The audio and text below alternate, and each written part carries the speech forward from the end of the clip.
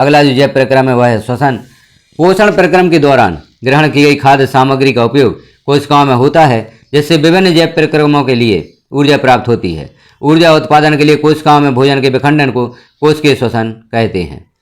विभिन्न पथों द्वारा ग्लूकोज का विखंडन, यहाँ हम देखें जैसे ग्लूकोज है C6H12O6 जिसमें 6 कार्बन है कोशिका द्रव में।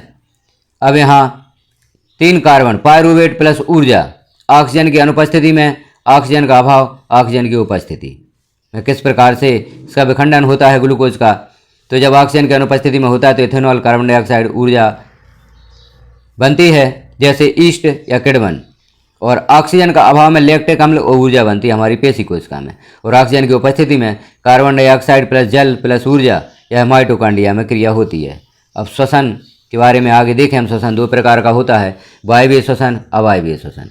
वायवीय श्वसन ऑक्सीजन की उपस्थिति में होता है, ग्लूकोज का पूर्ण उपचयन होता है, कार्बन डाइऑक्साइड, पानी और ऊर्जा मुक्त होती है। यह कोशिका द्रव्य व माइटोकॉन्ड्रिया में होता है, अधिक ऊर्जा उत्पन्न होती है। जैसे यहाँ पर देख रहे हैं 36 ATP ऊर्जा उत्पन्न होती है। वायवीय श्वसन मानवों में होता है, इसका उदाहरण है। अवायवीय श्वसन ऑक्सीजन की अनुपस्थिति में होता है, ग्लूकोज का अपूर्ण अपचयन होता है जिसमें इथेनॉल, लैक्टिक अम्ल, कार्बन डाइऑक्साइड और ऊर्जा मुक्त होती है। यह केवल कोशिका द्रव में होता है, कम ऊर्जा उत्पन्न होती है, इसके द्वारा 2 ATP ऊर्जा ही उत्पन्न होती है। इसका उदाहरण है ईस्ट। मानव श्वसन तंत्र के अंग हैं नासाद्वार, ग्रसनी, कंठ, श्वासनली, श्वसनी, श्वसनिका, फुफ्फुस या फेफड़े, कूपिका कोश और रुधिर वाहिकाएं। आप यहाँ पर देखें मानव श्वसन तंत्र का चित्र दिया हुआ है। आप इस प्रकार से इस चित्र को बना सकते हैं, नामकरण कर सकते हैं। मानव श्वसन क्रिया आगे दी गई है। अंतःश्वसन, उच्छ्वसन। अंतःश्वसन क्या होता है, इसे हम अंतर के रूप में भी तैयार कर सकते हैं। तो अंतःश्वसन के दौरान बक्षीय गुहा है वह फैलती है, पसलियों से संलग्न पेशियां सिकुड़ती हैं, बक्ष ऊपर और बाहर की ओर गति करता है, गुहा में वायु का दाब कम हो जाता है और वायु फेफड़ों में भरती है। जबकि उच्छ्वसन में बक्षीय गुहा अपने मूल आकार में वापस आ जाती है, पसलियों की पेशियां शिथिल हो जाती हैं, बक्ष अपने स्थान पर वापस आ जाता है, गुहा में वायु का दाब बढ़ जाता है और वायु या कार्बन डाइऑक्साइड फेफड़ों के बाहर हो जाती है। अंतःश्वसन सांस द्वारा वायुमंडल से गैसों को अंदर ले जाना है। उच्छ्वसन फेफड़ों से वायु या गैसों को बाहर निकालना है। स्थलीय श्वसन या स्थलीय जीव श्वसन के लिए वायुमंडल से ऑक्सीजन का उपयोग करते हैं। जो जीव जल में रहते हैं वे जल में विलेय ऑक्सीजन का उपयोग करते हैं। कूपिका रक्त व ऊतकों के बीच गैसों का आदान प्रदान इस प्रकार से होता है जैसे वायु ऑक्सीजन से समृद्ध कूपिका द्वारा रक्त वाहिका में पहुंचती है तो ऑक्सीजन RBC में हीमोग्लोबिन के साथ मिलकर ऑक्सी हीमोग्लोबिन बनाती है। कार्बन डाइऑक्साइड का उत्पादन ऊतक में होता है। ग्लूकोज का ऑक्सीकरण यहाँ हम देखें जैसे ऑक्सी हीमोग्लोबिन बन जाता है तो धमनी द्वारा ऑक्सीजन ऊतकों में पहुंचती है। ग्लूकोज का ऑक्सीकरण होता है ऊतक में, फिर कार्बन डाइऑक्साइड का उत्पादन होता है, यह भी ऊतक में होता है। अब कार्बन डाइऑक्साइड का रक्त में विसरण किस प्रकार से होता है, यह सारी क्रिया आप इस चार्ट के माध्यम से समझ सकते हैं।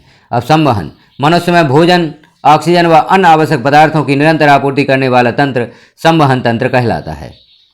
मानव संवहन तंत्र के मुख्य अवयव इस प्रकार से हैं जैसे हृदय, रक्त नलिकाएं, धमनी व सिरा, वहन माध्यम, रक्त व लस्क। यह मानव संवहन तंत्र के मुख्य भाग होते हैं या अंग होते हैं। अब हम देखते हैं रक्त संवहन तंत्र का मुख्य घटक है। ठोस अवयव रुधिर कणिकाएं होती हैं और द्रवीय अवयव प्लाज्मा होता है। प्लाज्मा पीले रंग का तरल पदार्थ जिसमें 90% जल होता है तथा शेष अवयव जैविक प्लाज्मा प्रोटीन जैसे एल्ब्यूमिन, ग्लोब्यूलिन और अजैविक होते हैं खनिज तत्व। रुधिर कणिकाएं होती हैं 3 प्रकार की, लाल रक्त कणिकाएं, श्वेत रक्त कणिकाएं और रक्त प्लेटलेट्स। लाल रक्त कणिकाएं ऑक्सीजन कार्बन डाइऑक्साइड का वहन करती हैं। हीमोग्लोबिन रक्त को लाल रंग देता है। श्वेत रक्त कणिकाएं शरीर को रोगमुक्त करने में सहायक होती हैं। प्लेटलेट्स रक्त का थक्का बनाने में सहायक होती हैं। अब रक्त वाहिका, धमनी और सिरा रक्त वाहिकाएं हैं। तो धमनी को पहले हम समझते हैं। ऑक्सीकृत रुधिर को हृदय से शरीर के विभिन्न अंगों तक ले जाती हैं। इसका अपवाद है फुफ्फुस धमनी, यह कार्बन डाइऑक्साइड समृद्ध रक्त का वहन करती है। धमनी की भित्ति मोटी व अधिक लचीली होती है, बाल्ब नहीं होते, ये सतही नहीं होती, ऊतकों के नीचे पाई जाती है। जबकि सिराएं विभिन्न अंगों से अनॉक्सीकृत रुधिर एकत्र करके वापस हृदय में लाती हैं। इसका अपवाद होता है फुफ्फुस सिरा। सिरा की भित्ति कम मोटी व कम लचीली होती है, बाल्ब होते हैं, ये सतही होती हैं। यह धमनी और सिरा में अंतर है, इसे अंतर के रूप में आप तैयार कर सकते हैं।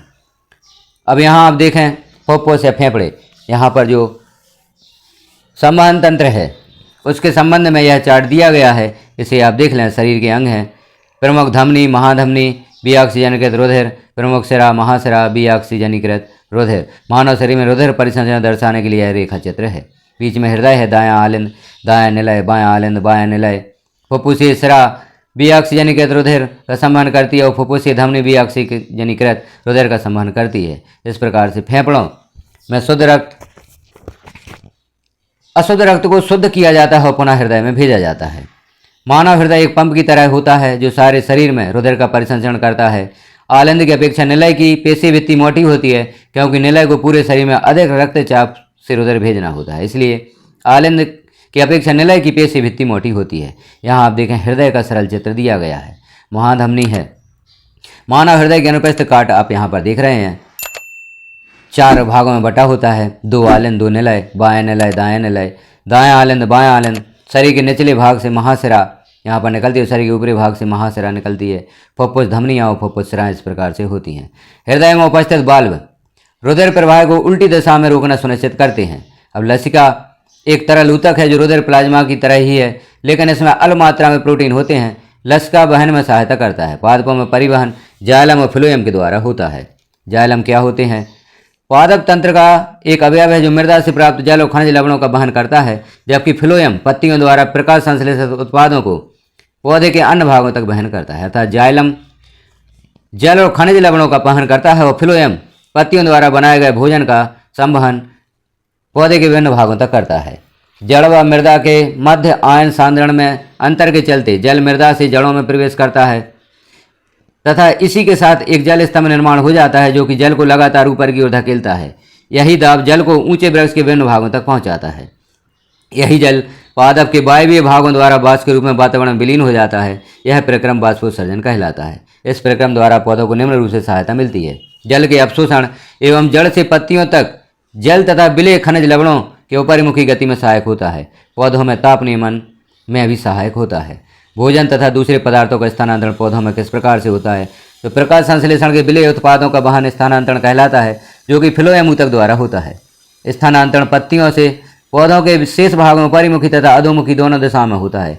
फ्लोएम द्वारा स्थानांतरण ऊर्जा के प्रयोग से पूरा होता है अतः सुक्रोज फ्लोएम ऊतक में एटीपी ऊर्जा से परासरण बल द्वारा स्थानांतरित होता है। अब मानव में उत्सर्जन तंत्र, वह जैव प्रक्रम जिसमें जीवों में उपापचयी क्रियाओं में जनित हानिकारक नाइट्रोजन युक्त पदार्थों का निष्कासन होता है, उत्सर्जन कहलाता है। एक कोश के जीव इन अवशिष्ट पदार्थों को शरीर की सतह से जल में विसर्जित कर देते हैं। मानव उत्सर्जन तंत्र में उपस्थित अंग निम्न प्रकार से होते हैं, जैसे एक जोड़ा वृक्क, एक जोड़ा मूत्रवाहिनी, एक मूत्राशय और एक मूत्रमार्ग। यहाँ मानव उत्सर्जन तंत्र का आप चित्र भी देख रहे हैं, तो यह चित्र भी आप तैयार कर सकते हैं। आगे हम देखते हैं वृक्क में मूत्र बनने के बाद मूत्रवाहिनी से होता हुआ मूत्राशय में एकत्रित होता है। मूत्र बनने का उद्देश्य रुधिर में से वर्ज्य या हानिकारक अपशिष्ट पदार्थों को छानकर बाहर करना है। वृक्क में मूत्र निर्माण प्रक्रिया। वृक्क की संरचनात्मक व क्रियात्मक इकाई वृक्काणु कहलाती है। वृक्काणु के मुख्य भाग इस प्रकार हैं। जो नेफ्रॉन है उसके मुख्य भाग इस प्रकार से हैं: कोशिका गुच्छ, बोमन संपुट, नलिकाकार भाग और संग्राहक वाहिनी। वृक्क में उत्सर्जन की क्रिया विधि भी यहाँ पर दी गई है, इसे आप देख लें। वृक्काणु की संरचना भी यहाँ पर दी गई है। कोशिका गुच्छ निस्यंदन, वर्णात्मक पुनः अवशोषण, नलिका श्रावण, यह कार्य नेफ्रॉन द्वारा किए जाते हैं। इन्हें भी आप विस्तार से समझें। कृत्रिम वृक्क क्या होते हैं? कृत्रिम वृक्क या पोहन, यह एक ऐसी युक्ति है जिसके द्वारा रोगियों के रुधिर में से कृत्रिम वृक्क की मदद से नाइट्रोजन युक्त अपशिष्ट पदार्थों का निष्कासन किया जाता है। प्रायः एक स्वस्थ वयस्क में प्रतिदिन 180 लीटर आरंभिक निस्यंदन वृक्क में होता है, जिसमें से उत्सर्जित मूत्र का आयतन 1.2 लीटर है। शेष निस्यंदन वृक्क नलिकाओं में पुनः अवशोषित हो जाता है। अब पादप में उत्सर्जन, वाष्पोत्सर्जन प्रक्रिया द्वारा पादप अतिरिक्त जल से छुटकारा पाते हैं। बहुत से पादप अपशिष्ट पदार्थ कोश के रिक्तिका में संचित होते रहते हैं। अन्य अपशिष्ट पदार्थ उत्पाद रेजिन तथा गोंद के रूप में पुराने जाइलम में संचित रहते हैं। पादप कुछ अपशिष्ट पदार्थों को अपने आसपास मृदा में उत्सर्जित करते हैं। तो इस प्रकार से हमने देखा जैव प्रक्रम से संबंधित जो कुछ क्रियाएं हैं, जैव प्रक्रम के अंतर्गत कौन से कार्य होते हैं, उन्हें हमने देखा। आप भी इन्हें देखें और परीक्षा हेतु तैयार करें। यह तिमाही का कोर्स में यह सम्मिलित है अध्याय, तो इसे अभी आप तैयार कर सकते हैं। और जो महत्वपूर्ण यहाँ पर आपने नोट्स देखे, इन्हें आप अवश्य तैयार करें। विश्वास है कि यह अध्याय आपकी समझ में बहुत ही अच्छी तरह से आ गया होगा। अन्य अध्यायों को इसी प्रकार से नोट्स आप देखना चाहते हैं तो चैनल पर विजिट अवश्य करते रहें।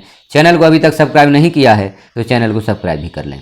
अन्य साथियों में से शेयर भी करें ताकि उन्हें भी मदद प्राप्त हो सके। शिक्षक भी यदि इस वीडियो को प्राप्त करते हैं तो अपने छात्रों में शेयर कर सकते हैं। वीडियो को लास्ट तक देखने के लिए आपका धन्यवाद।